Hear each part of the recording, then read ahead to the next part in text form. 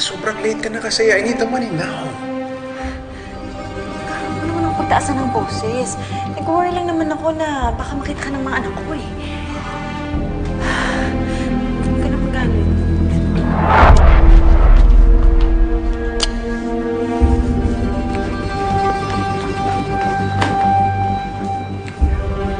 Veronica?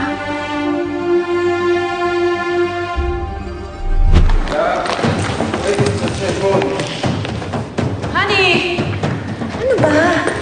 Istorbo lang yan. Might be important. Wait. Oh, ano importante ba? Hindi naman, di ba? Eh, yung door. You didn't lock it? Pakisara, please. Ilock mo, please.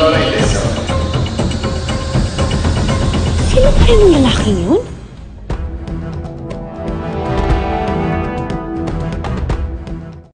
Ako si Veronica. Sila pa rin yung lalaking ka-affair niya dati. Ayun sila, oh. Ay, sandali. Huminahon ka nga. Anong gagawin mo? Mag-iiskandalo ka? Aba, ikaw nakakahiya. Oh, ayan na. Malaki-laki rin yan, ha? Ano naman mararating na to? Huwag kang mag-alala.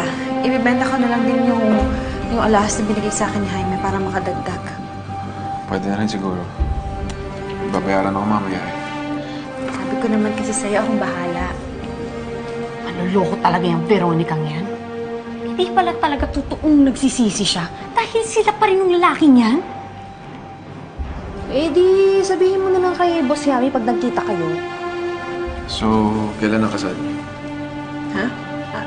Anong kasal? Hindi kasal yun ni Jaime. Walang mangyayari sa atin pag hindi kayo nagkabalikan. O baka naman nasalisihan ka na naman ni Andrea. Alam mo, kapag wala tayong nakuha kay Jaime, mapipilitan akong takbuhan yung mga pinagkakautangan ko. Hindi, Henry. Huwag mo gawin yun. Trust me. Mababayaran mo lahat ng utang mo. Malapit ko nang mapaamo ulit si Jaime.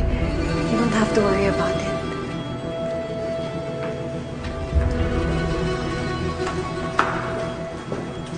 Nung nahuli mo si Veronica dati dun sa kondo, yun, gets ko yun na etong si Veronica merong ibang lalaki habang si Boss Yami naman sobrang devoted dun sa asawa niya. Tama? Tama.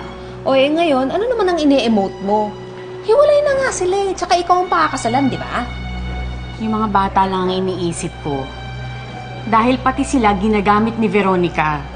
Nagkunwari pa siya na gusto niya mabuo ulit yung pamilya nila. Pero sila pa rin yung lalaki niya.